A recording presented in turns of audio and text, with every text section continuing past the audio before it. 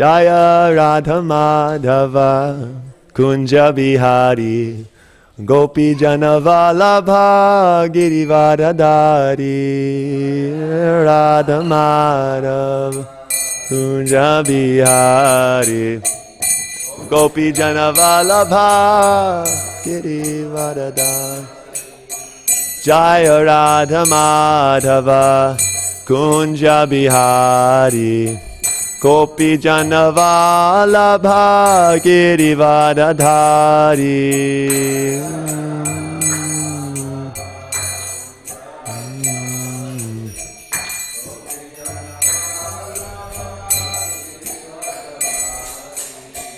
Yashoda Nandana Braja Janaranjana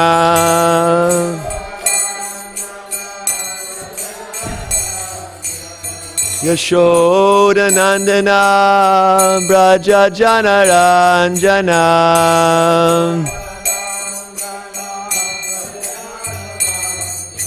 Yamuna Tiravanachari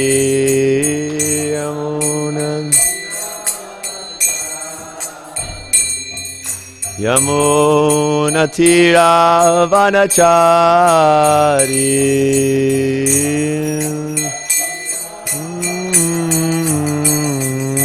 Jaya Radha Madhava Kunja Bihari Gopi Janavalabha Girivardhari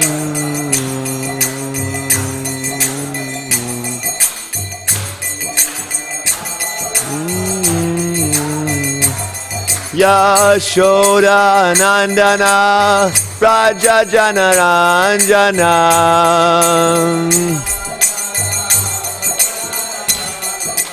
Yashoda Nandana Braja Janaranjana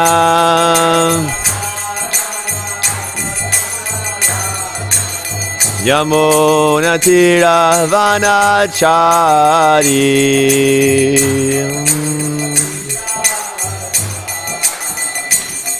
Yamuna Tiravanachari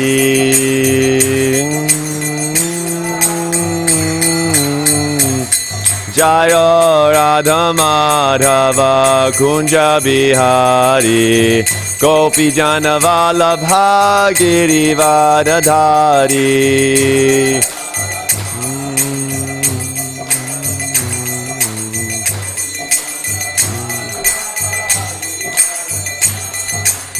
Hare Krishna, Krishna Krishna, Hare Hare, Hare Rama, Rama Rama, Hare Hare, Hare Krishna, Krishna Krishna, Hare Hare, Hare Rama, Rama Rama, Hare Hare, Hare Krishna, Krishna Krishna, Hare Hare, Hare Rama, Rama Rama, Hare Hare.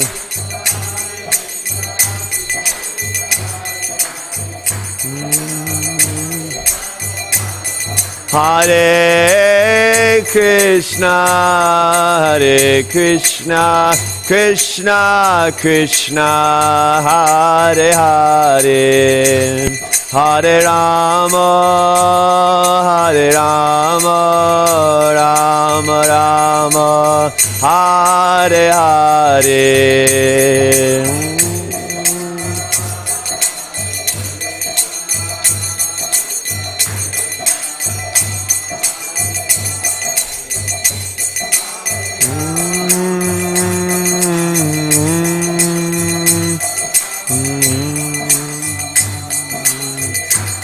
Hare Krishna, Krishna Krishna, Hare Hare, Hare Rama, Rama Rama, Hare Hare.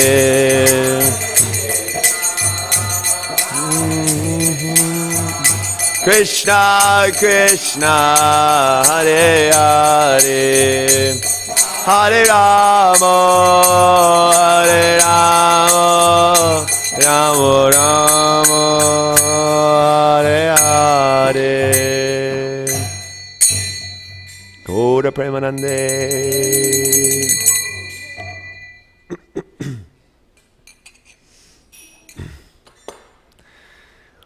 Om Namo Bhagavate Vasudevaya.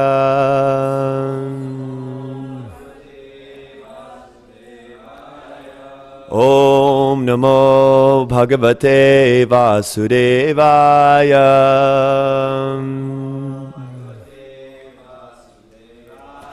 Om Namo Bhagavate Vasudevaya.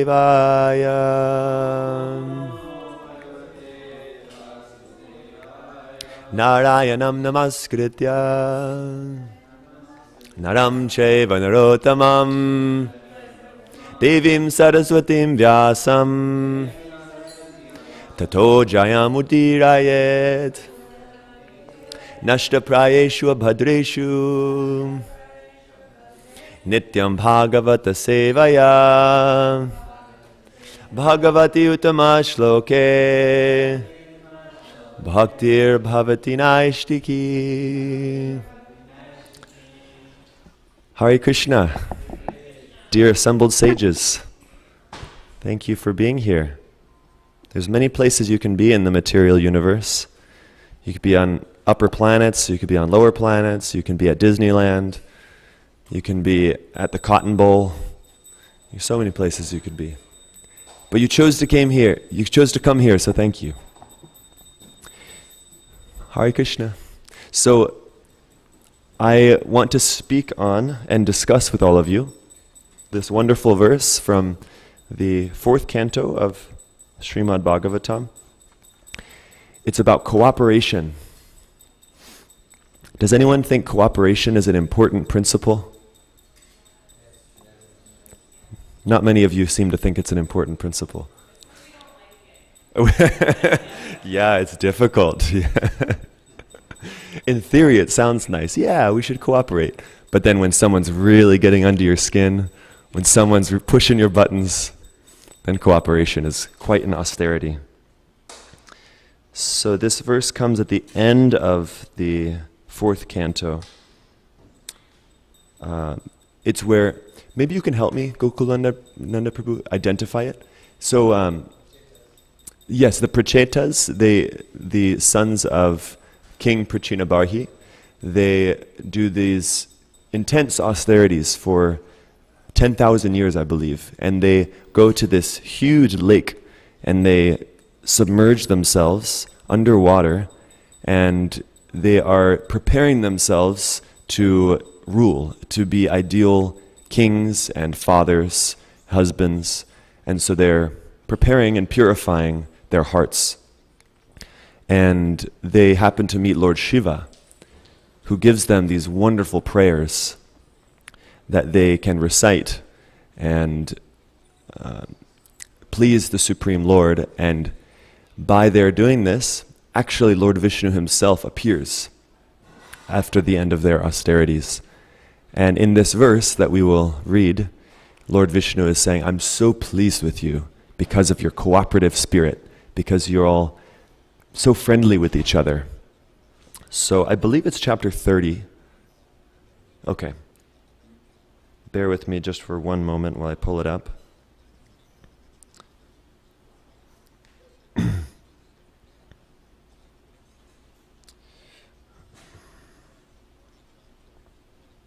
Okay. Srimad Bhagavatam, Canto 4, Chapter 30, Verse 8. If you have a phone and want to pull it up for reference. 4:38.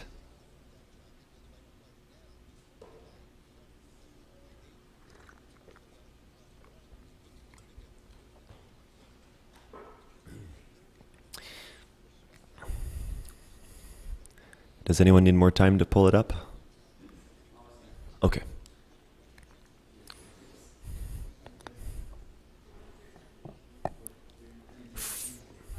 Yeah.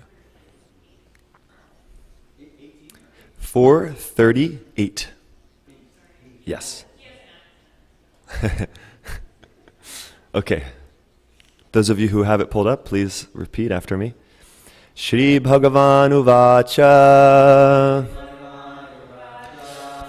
Varam Vrinidvam Bhadram Vo Yuyang Me Nripanandana Sauhardena Prithag Dharmas Tushto Aham Sauhridena Vam Shri Bhagavan Uvacha Varam Vrinidvam Bhadram Vo Yuyam Me Nripanandana Sauhardena Prithag Dharmas Tushto Aham Sauhridena Vaham. Please recite. Shri Bhagavan Uvacha Varang Vrinidvam Bhadram Vo Yuyam Me Nripanandanaha Sauhardena Prithag Dharmas Tushto Aham Sauhridena Vaha. Shri Bhagavan Uvacha Varang Vrinidvam Bhadram Vo Yuyam Me Nripanandanaha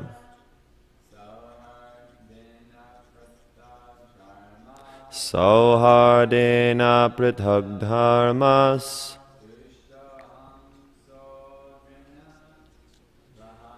Tushto Aham Sauhridena Vaha. Shri Bhagavan Uvacha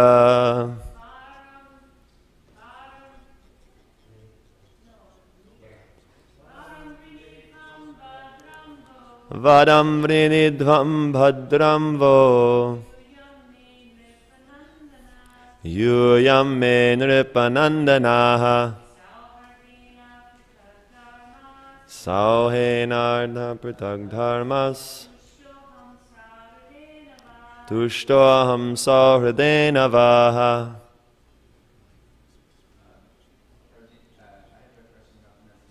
Yeah, go for it.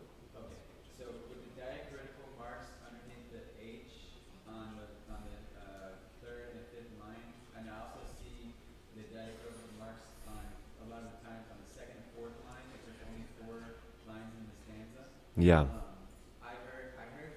I heard somebody say that we should add the consonant A or whatever the consonant is, we add it on the end of the page. That's what I've heard as well. Yeah, it's like aha or aha. Yeah, but my question is, sometimes we say diacritical mark God underneath like the word in the middle of the stanza. With an H. With an H or something. And so is it always the case that we carry the consonant over past? Or is it only on the end of the lines of 2 and 4? I don't know conclusively, but I hear Kesha Bharti Maharaj. She pronounces it like almost a C sound when there's an H in the middle. Like, yeah, I can't give an example from this one. Do you know Gokulananda Prabhu? Oh, it's okay. It's a little technical, so let's discuss it more after class. Yeah. Okay, synonyms. Shri Bhagavan Uvacha.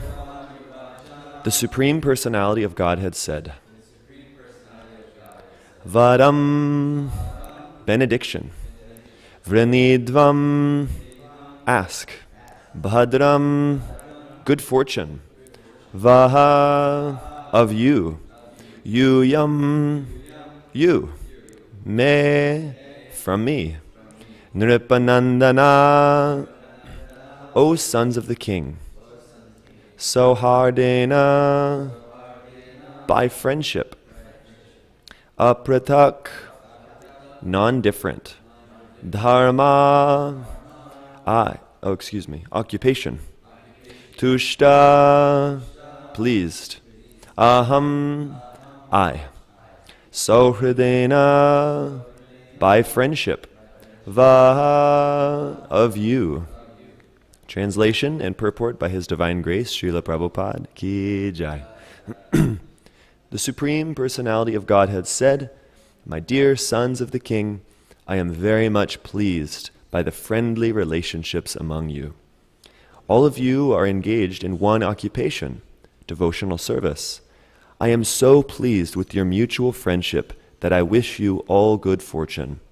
Now you may ask a benediction from me." Purport. Since the sons of King Prachinabarhishat were all united in Krishna consciousness, the Lord was very pleased with them. Each and every one of the sons of King Prachinabarhishat was an individual soul, but they were united in offering transcendental service to the Lord. The unity of the individual souls attempting to satisfy the Supreme Lord or rendering service to the Lord is real unity. In the material world, such unity is not possible. Even though people may officially unite, they all have different interests. In the United Nations, for instance, all the nations have their particular national ambitions, and consequently, they cannot be united. Disunity between individual souls is so strong within this material world that even in a society of Krishna consciousness, members sometimes appear disunited due to their having different opinions and leaning toward material things. Actually, in Krishna consciousness, there cannot be two opinions. There is only one goal, to serve Krishna to one's best ability. If there is some disagreement over service, such disagreement is to be taken as spiritual. Those who are actually engaged in the service of the Supreme Personality of Godhead cannot be disunited in any circumstance. This makes the Supreme Personality of Godhead very happy and willing to award all kinds of benediction to His devotees, as indicated in this verse. We can see that the Lord is immediately prepared to award all benedictions to the sons of King Prachinabarhishat. Om Agyana Timirandasya Gyananjana Shalakaya Chakshurun Militam Jena Tasmai Shri Gurave Namaha Vanchakalpatarubhyascha Kripa Sindhubhya Evacha Patitanam Pavanebhyo Vaishnavebhyo Namo Namaha. So I'll read this translation again. It's so sweet. The Supreme Personality of Godhead said, "My dear sons of the King, I am very much pleased by the friendly relationships among you. All of you are engaged in one occupation, devotional service. I am so pleased with your mutual friendship that I wish you all good fortune. Now you may ask a benediction of me."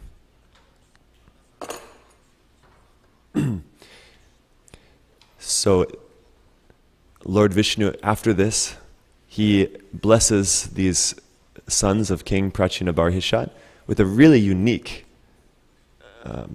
blessing, something that we might desire.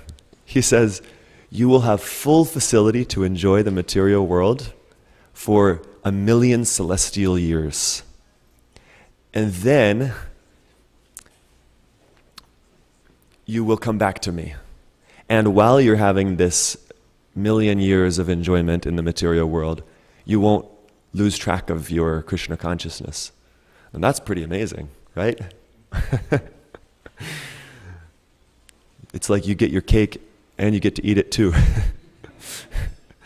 So, we don't always have the same fortune. Often we have to go through a lot of struggle in our progress back to Krishna. And why do we struggle? One of the main ways we struggle is because we're not cooperative.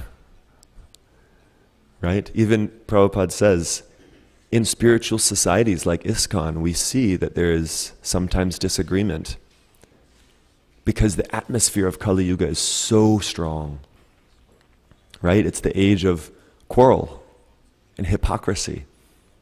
So naturally we are in this fighting spirit. We're so disturbed by the passionate atmosphere of Kali Yuga that like that, we can be riled up and ready to fight, right? Someone says the wrong thing to you. Someone just looks at you the wrong way. Someone says something in the wrong tone of voice. Even something unintentional.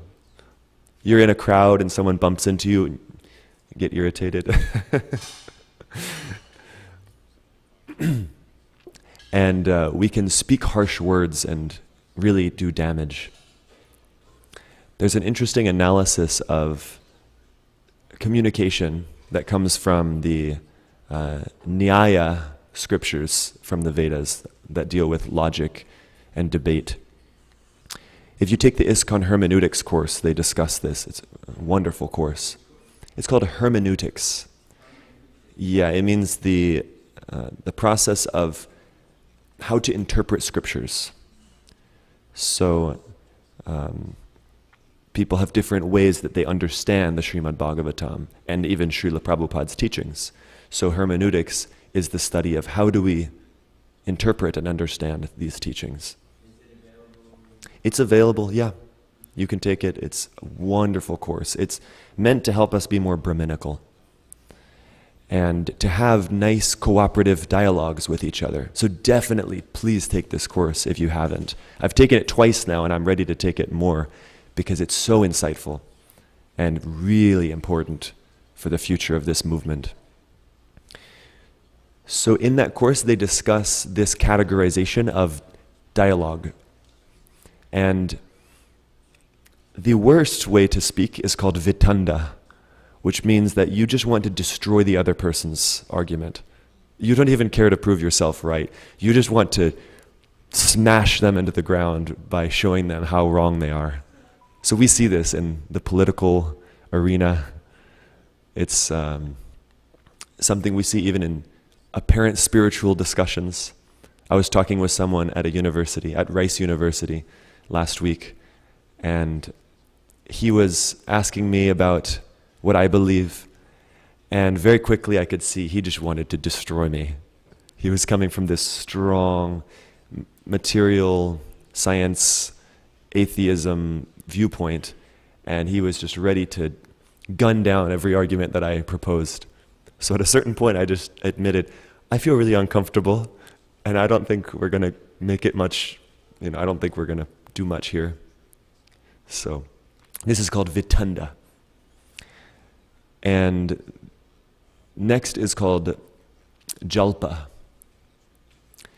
which means both parties are just trying to prove their own point right. So it's a little better, but still it's, we get into these head-butting kind of conversations with people, right? Both people are riled up, we're angry, we're frustrated, and we're trying to make our point, but we're not doing what? We're not listening, yeah. Because you're just thinking about your own argument and trying to prove that right, and so you don't consider the other person's argument. So what we should strive for is actually what Krishna says he is. In the Gita, he says that something like vadaham. Vada is the Brahminical way of discussion.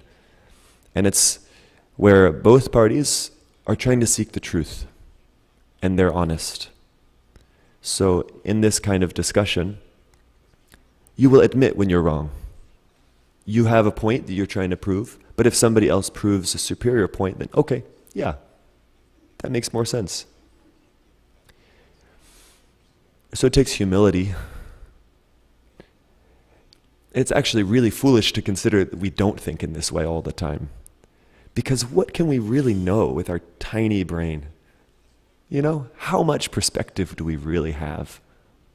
We can see so little, we can understand such a tiny, tiny fraction of, maybe we know Dallas really well, but how much do we know about other cities in Texas? How much do we know about the United States or other countries? We know so little. What to speak of knowing about other people? Maybe even if you're very close with someone, you spend many years with someone, how much do you really know? What's going on every day in their consciousness?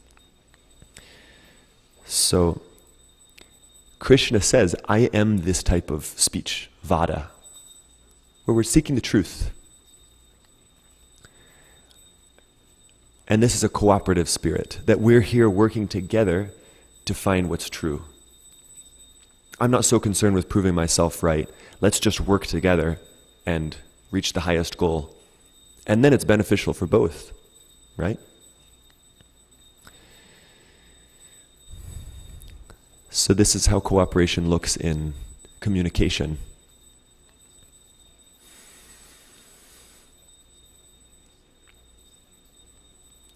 So, in order to cooperate, what do we need? What are some qualities that we need in order to cooperate? Open mic. Shout out a quality. You can just say it if you don't have the microphone. Humility, yes? I'll just repeat it. Say whatever word it is. I think to cooperate, we need to have a common objective, a common goal. Common goal, yes. Nice, yes. So humility, common goal, respect. What else? Said in Trinadapi, offering respects to everyone else, expecting none in return. Yes, amanina manadena. We give all respect to others and don't expect any in return. Yes. Determination. Why determination? Because when the disrespect comes, and if we are actually on the wrong platform, like me, then we have to get up and try again. Okay. Determined to do what's right. Determined to cooperate. Yeah. Tolerance. Yes. Because sometimes others won't cooperate with us. And so we have to tolerate that. And go on setting the right example. And then praying and hoping that this person will one day see the benefit of cooperation. Yes. So, trust. Yeah, we definitely need trust to cooperate with each other.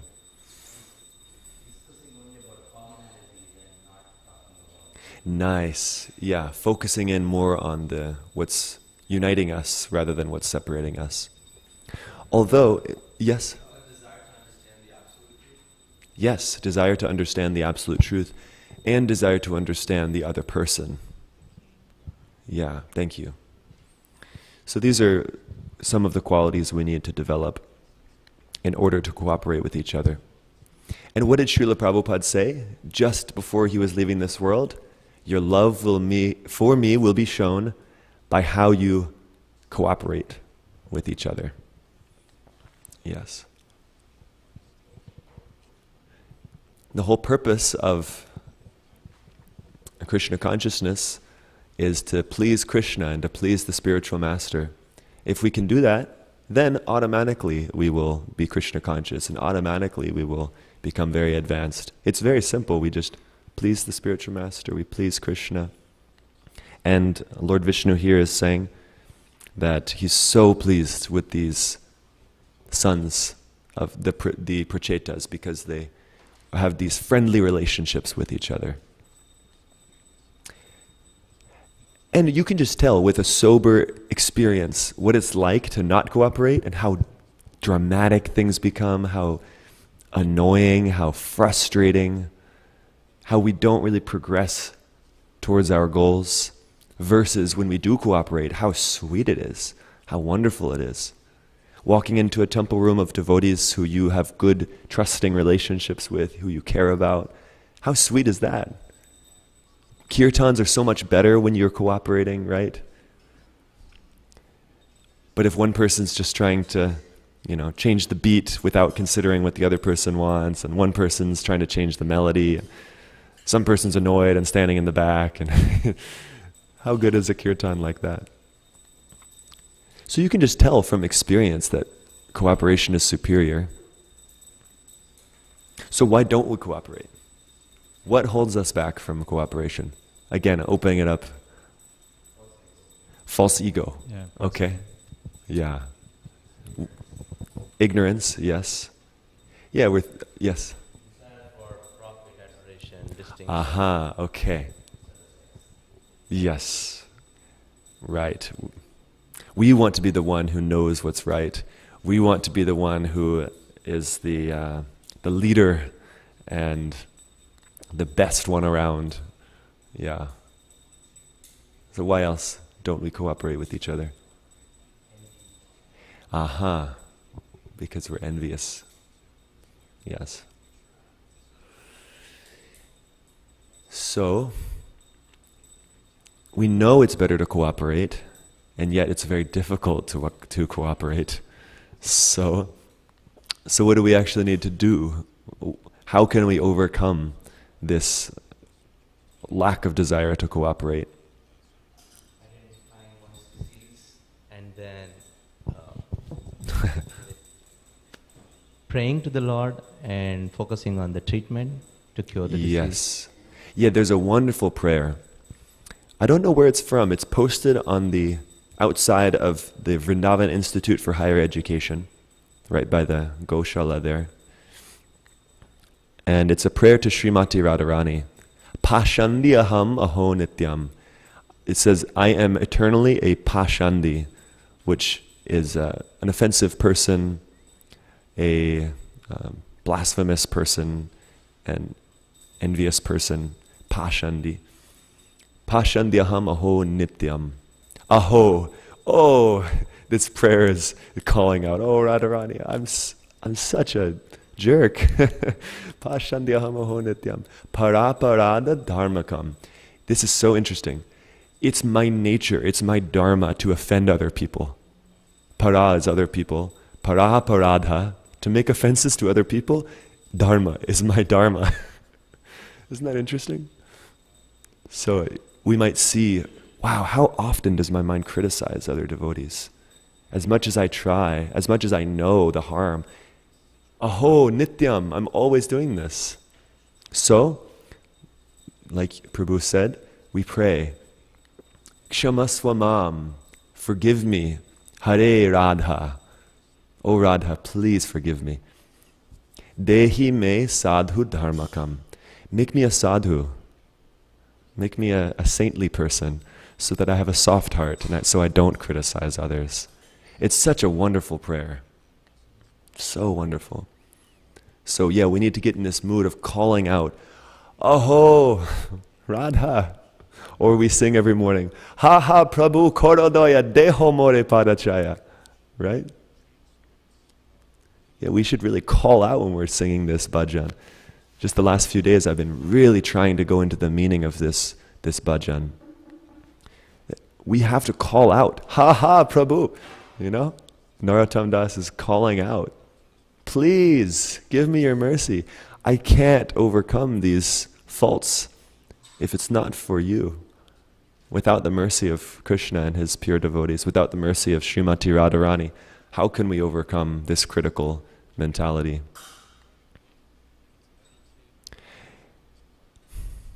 And if we want the greatest joy, the greatest unlimited bliss, anandam buddhivardhanam, pratipadam purnam ritaswadanam, this unlimited increasing ocean of bliss, every step you're tasting full nectar, sarvatma snapanam, it's a shower on all beings of pure nectar. And here we are,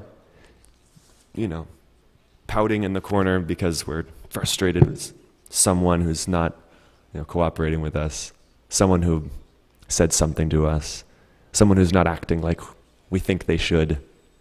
We're missing out on this ocean of bliss. And kirtaniya sadahari, if we develop these qualities of tolerance and humility and respect, we can always be immersed in this ocean of bliss. So how unfortunate we are that we're sitting here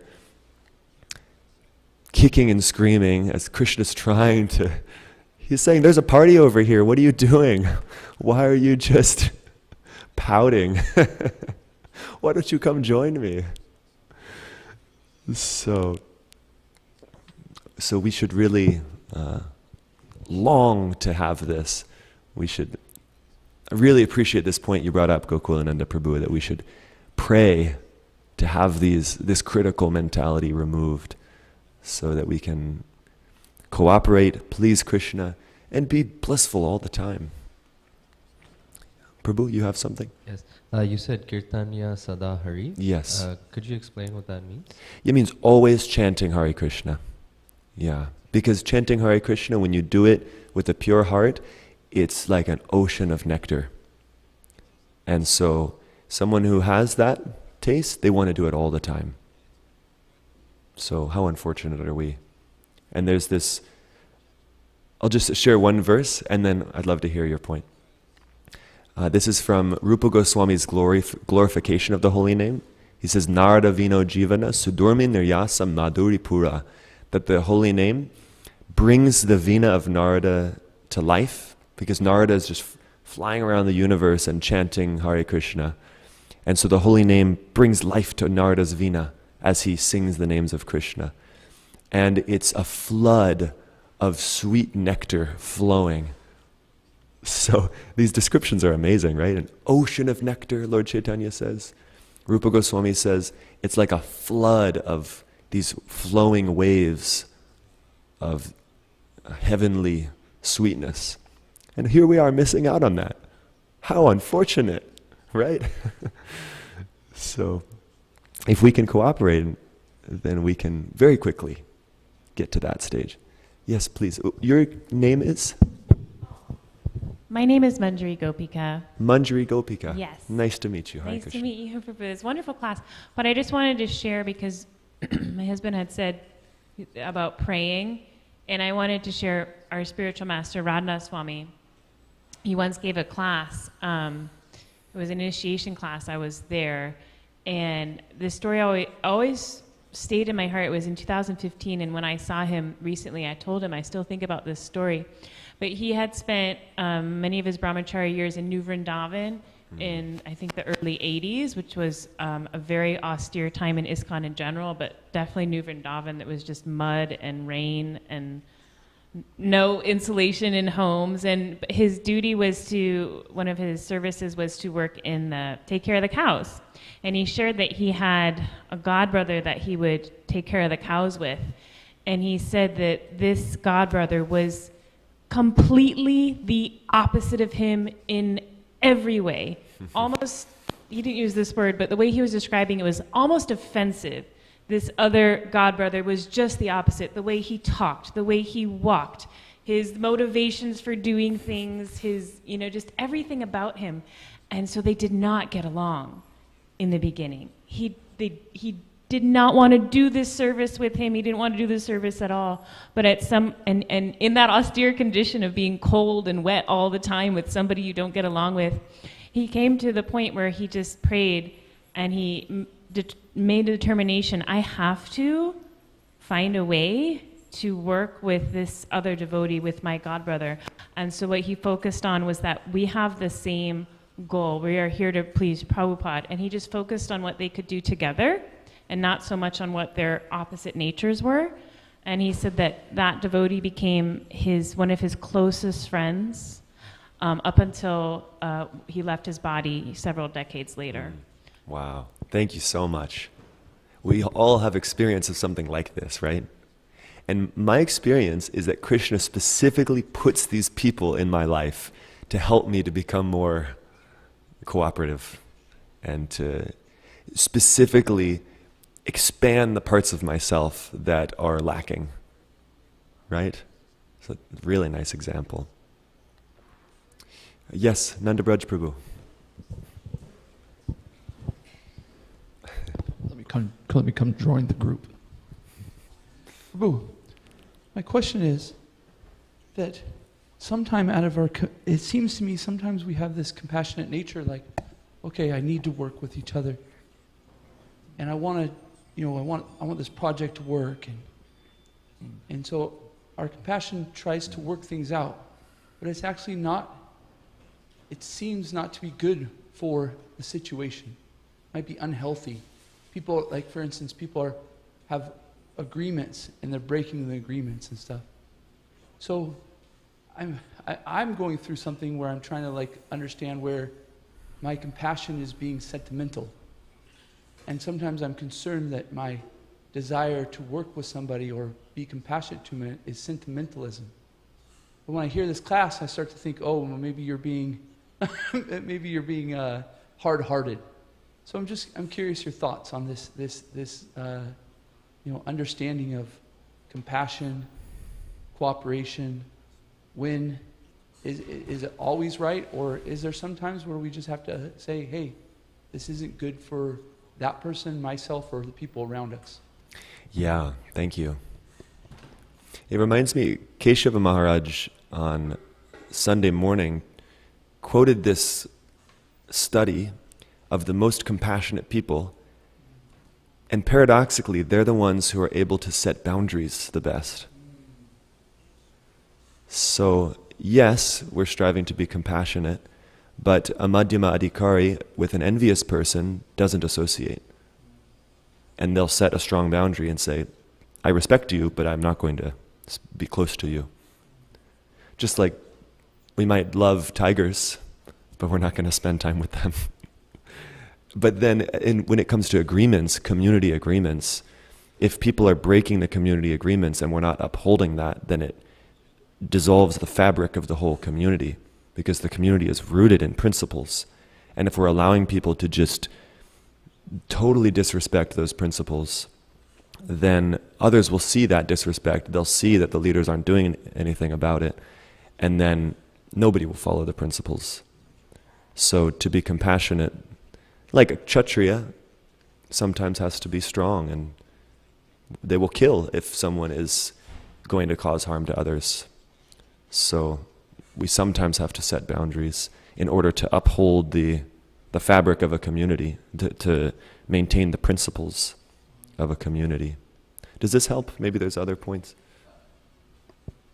Yes, I really do like the point, and agree. However, I want to say throughout the whole talk, it makes me look within myself. Am I being tolerant enough?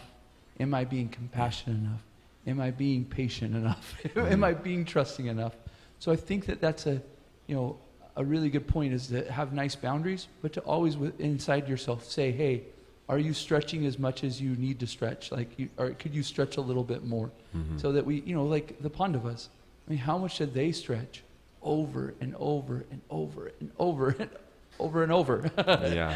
And then eventually it was like, okay, So I appreciate the point of boundaries, but yes, I agree, so much with your whole entire talk, and making sure that we're, taking a look at ourselves and how we're cooperating. Great. Thank you. Thank you. Yes, please. And remind me your name. Remind me your good name. Sucharya Devi Das. Hare Krishna, Prabhu. Thanks for giving class. So this verse is about Krishna giving benedictions. Krishna's giving a benediction to the Prachetas. And we see that all through the Shastra that Krishna is famous for his benedictions. And so I was considering that in the educational system from way back, that the demons and devotees, they receive, Gurukula education. And even Kamsa was so philosophical and so many things. So Krishna's benedictions are just amazing, they're unbelievable, and even like when he was fighting with Banasura, he gave Banasura the benediction of immortality. And so he's giving the Prachetas this benedictions of such exalted, the making of exalted benedictions. So how is it possible for people to not understand that Krishna's God? Because look at what he does. He can give immortality, he can Even in the story of Banasura, the benediction is that if one remembers this fight between Lord Shiva and Krishna and Banasura and takes pleasure in the victory of Krishna in the morning, that they will never experience defeat anywhere in their struggle of existence. So I'm just wondering, how come people don't get it when it's so obvious? It's a good question. Krishna is so amazing. How could you not believe he's the supreme? Like, Putana came to kill him, and he gave her such an exalted position in the spiritual world. Who is a more worshipable Lord than Krishna? Yeah. Well, any thoughts? Why do people not accept Krishna as the Supreme Lord? Krishna says that, right? Naham prakasha sarvasya yoga maya samavrata. Krishna's illusory potency is covering their intelligence. His illusory potency is covering them. Yeah.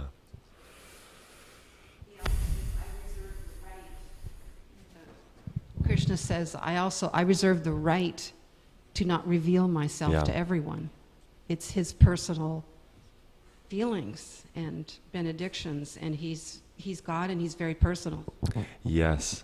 And it's amazing that it's obvious that Maya has to be so practically unlimitedly powerful to cover this supreme, unlimited, beautiful, powerful, wonderful Krishna. So, Daivihyesha guna mai mama maya doratyaya. It's very strong. Yeah. So, we're intoxicated with materialism. Queen Kunti says that it's because of our intoxication with material opulences that we can't approach Krishna with sincere feeling. Yes. I was also remembering that how Krishna says in the Gita that from me come remembrance, knowledge, and forgetfulness. So we see in these different pastimes, like for example, Shiva Jwara and Narayana Jwara. So the Shiva Jwara surrendered because he knew that he was going to die. So he surrendered to Krishna. And not only did he surrender, but all these beautiful prayers come flowing from his demon person. And they're fabulous prayers. And then Krishna gives the benediction for just hearing that pastime of Shiva Jwara. He said, anyone who remembers you in this situation, they will become completely free of fear. Mm. Who can give fearlessness? Only God. Abhaya charanara vindare. Yeah. Thank you. Yeah, it's so unfortunate. Most people in this world don't understand Krishna. And even when you give them all opportunities to try to understand Krishna, they say no. No time. I've got more important things to do. Therefore, Kalachandji's restaurant is so brilliant. Tricking people into understanding Krishna's supremacy. Yeah. So it's past 8:30. Maybe if there's any final thought, we can have that. Yes, Gokulananda Prabhu. It was a brilliant class, and I must congratulate you for selecting this theme, because this is pleasing to Krishna. I just remember, I heard this from Gauranga Prabhu. So he was speaking about Ekadashi, right? Ekadashi's meaning is Ekatmata, being one with the desire of the Supreme. So when the internal potency, one of the internal potencies, Ekadashi, she manifested and she killed the demon, Lord Vishnu was so pleased with her because she didn't even wait for the instruction to come from her master. She just executed it. She understood what was the will of her master. So then Lord Vishnu was so much pleased, he said, I proclaim, henceforth anyone who follows Ekadashi Vrata, the real fruit of following that Vrata will be to be one with my desire. You know, that is the whole purpose why Ekadashi has to be observed. So then he said, there is one word in Sanskrit called Kainkarya. Kainkarya means servitorship.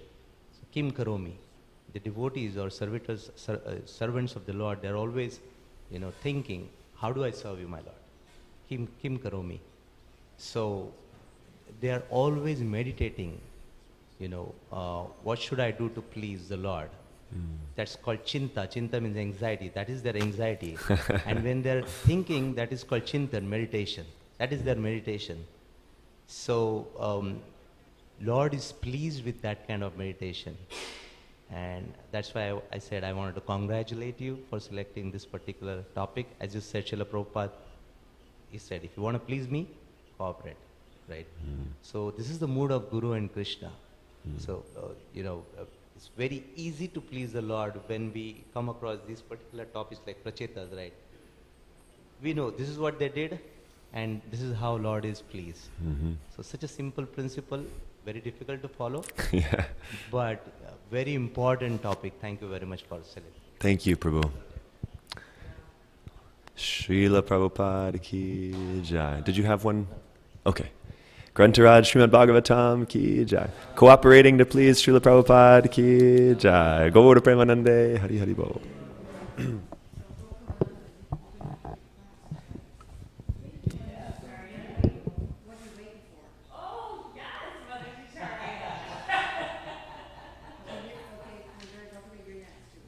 You don't give classes? Yeah, thank you. It was so much pleasing to the heart because you're thinking from the mission perspective.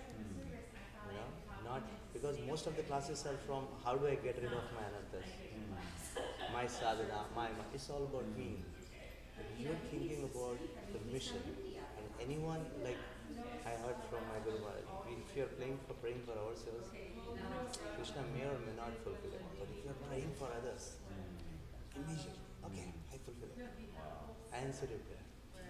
So this is such an important topic. Like Bhakti Chara Swami always spoke about integrity to his cooperation. I just remembered that we have time.